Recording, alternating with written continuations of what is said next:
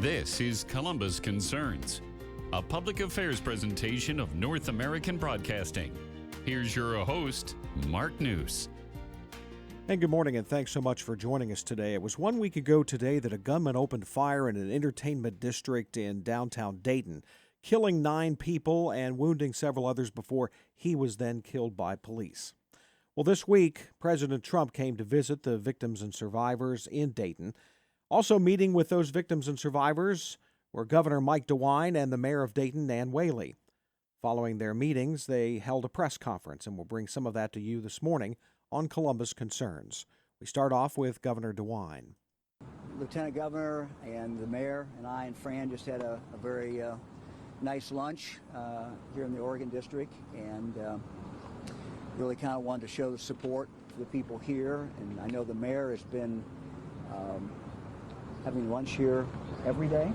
Yeah, down in Oregon, it's just about. I'm eating my way through. They're used to it, though. The food was great, and so we were more than happy to. You want to say something? Yeah, the governor bought me lunch. Very happy. Just kidding. It was really great, and Lily's is a great spot. You know, it's a great place for lunch, and so really appreciate the governor and Mrs. DeWine taking some time to come back here and just show support for the Oregon District businesses. Mayor, what has it been like to be thrown into the national spotlight like this with Dayton, in an event you would never want to have happen? It's been surreal. I mean, I think is the best way to describe it. And well, I think most everybody's been really kind. I'm ready for them all to go home. Mayor, can you talk about dealing with the trauma in a city that's had pretty serious traumas not that long ago? Well, yeah, it's been a tough year for us, and I think most Daytonians, that's what they're feeling. Like, hey, this has been really, really tough. And but, you know, I've said this, I think, every day, and I'll say it again. The grit and resilience of this city is something that people really undercount. And it's why Dayton, it beats odds over and over again, because this is a community that shouldn't look the way it looks. It shouldn't have the investment that it has. And it's because this community, takes care of itself, invests in itself, bets on itself. And I know we'll do that again. Look, this really does show the resiliency of this community. Fran and I grew up 18 miles from here. Dayton is a great city. It's got a great history and it's got a great future. But what you really are impressed is just the people. You know, all the way through. Yesterday we had the chance to meet the officers who saved so many lives right here, and the first responders and the fire department. I mean, everybody, the people at the hospital, everybody just pulled together. Everyone executed and did exactly what they should have done. I mean, it was phenomenal. I know you've said so much about this in the past, but going forward, what would you like your message to be, not only to the president, but also to the people at large who are watching this, and some of whom are confused about this sort of back and forth that we're seeing between local officials here and the president? Wouldn't you want to answer? Who's supposed to answer that? Both, actually. Okay. Well, Mayor, go ahead now. Well, look, or I'll start. I don't care. No, that's fine. That's fine. I mean, I think really for us, you know, I'm very excited about the way that the community has come together in a nonpartisan, post-partisan way. And, you know, the best example is the legislation that the Governor DeWine, the 17 points that Governor DeWine announced on Wednesday. The work, that's a lot of the lunch discussion, is like, okay, well, how can I help get this passed? How can I be most helpful? And I think that's what makes Ohio, you know, a little more special right now, because, I mean, most of the national media comes to Ohio for hyper-partisan events. That would be your history in the past 20 years. And I get that's been the national discourse of Ohio. But it is a state that we are, and I think the governor's demonstrated this kind of leadership when he came into office. He has made a point of reaching out to people that are of the opposite party. He has, you know, been open to it. It's not like we agree on everything. That is absolutely not the case. But there are places that we can work together. And that's what I'm most excited about, because I think that we can really show that in this state and show some great movement for our communities and for the whole state as a whole. Yeah, I can't add much really to that. I mean, Ohio, I think, is a unique state. It is a state that when we work best, we're pulling together in a very bipartisan way.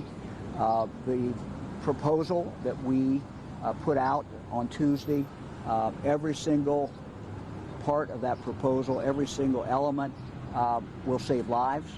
I know that. And every single element people should be able to support Democrats, Republicans, independents, people who are focused on the Second Amendment.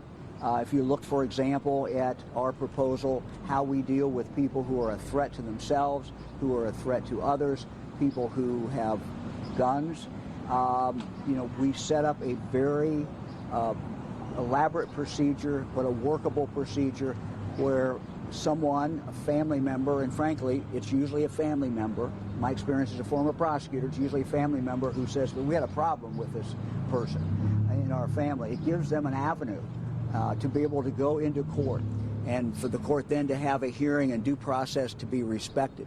I think that Democrats, Republicans, conservatives, liberals, everybody should be able to get behind that.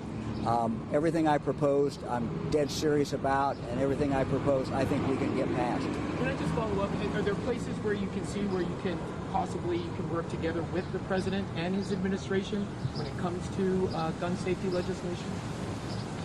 Well, look, there's some things that I think need to be done at the federal level. What I picked out, most of the things that I announced the other day, we've frankly been working on for some time. A tragedy like this has the result of focusing you and saying, look, we got to get this out, we got to move, we got to get it done. It creates a sense of urgency, which I think is certainly very helpful. Coming back to being here in the Oregon district, do you feel like being down here together and having lunch here in these local restaurants is a way to reclaim the city and this district and kind of reestablish what this area is? Yeah, I mean, I think that's the whole point. We're really, I've encouraged people to do three things. If you remember, I said this yesterday. Like, if you want to help somebody, donate to the Dayton Foundation, because that'll be for the victims and those injured. Contact your state legislature and your congressional delegation about getting some common sense gun legislation, and then come and spend some money in the Oregon district. Those are my three asks, and hopeful that people will take the governor's cue and come on down. Mayor, did you have a reaction to the president's video that he released after his visit here yesterday? I haven't really seen it, frankly. I mean, obviously, I think you guys all saw the coverage where I did see his tweet about me. I think that, that's interesting, but I haven't really got. I like that you guys have coverage of me reading a tweet is just another surreal moment for me. But no, I haven't had a chance really to see it. So I'm not, my focus is getting something done around gun control so this terrible, tragic incident in Dayton may not have to happen in other places, and then grieving for and bring our community to deal with mental health and the work that they'll need to recover. And let me also say, I know many of you were not there this morning, but the mayor and I and Dayton Children's Hospital and the Association of Children's Hospitals in the state announced we're going to do a conference on mental health, pediatric mental health, which is really something that I think is important. We have in this country today. It's very Dayton. I can wait. Very loud. I can wait. The train. All good. Things are happening. Oh, there you go. Just a little extra there. There you go. There you go. We have in this country today, and we certainly have in Ohio, a mental health crisis with young people. It's important for us to be able to intervene early in their lives. This conference will help us. We have ways now to deal with people who have trauma as a child, but untreated trauma can lead to real disaster. And this is something that we're working on, and this conference, I think, will help. Have you been briefed on any updates to the investigation? I have not had a briefing today about the investigation. When we have information, we'll call you guys. It'll probably be much slower now in the process. Anything else you can share from your conversation at lunch? Yeah, we were talking about a lot of different things. We were talking about the resiliency of Dayton, what a great city this is. We talked about education, the importance of educating young kids, something that I'm very passionate about, and the mayor is very, very passionate about as well. My wife Fran is. So we talked a lot of things about Dayton, and frankly, working together in the future, not just on issues related to this tragedy, but on other issues where we can work together. Ohio is a unique state in the sense that we are a very local state, very local government state. The job of the governor and the job of the state is to be of assistance. Just one example, children's services, children's welfare. That's dealt with at the county level. And so our job is to be a good partner. Our job is to be helpful. And so that's why relationships between mayors and governors are just really important, particularly in the state of Ohio. And the governor's been, I just want to say the governor's been really helpful in that. This isn't the first time we've been, working together from the transportation bills and from pieces in the budget. We've been trying to, have opportunities for both mayors, not just me, but mayors across the state. And it is a breath of fresh air to have a governor to recognize that there are mayors in the state of Ohio. This is new for us in Ohio, and so we're super grateful for that. Mayor's a great advocate. Can you just say, there's so many states touched by gun violence, right? Like, what will make Ohio different and successful at preventing this in the future? And is there anything you can do, like, right away? Well, let me start. We're a pragmatic state. I'm a pragmatic governor. I'm a governor who wants results. I'm not worried so much about speeches. I am trying to get things done. So they can judge us by, how much of this we get done. But I think we're going to set a good example for other states. We're going to do some things that actually matter and that will save lives. And I'm looking forward to that discussion over the next few months as we work our way, get this worked through the state legislature.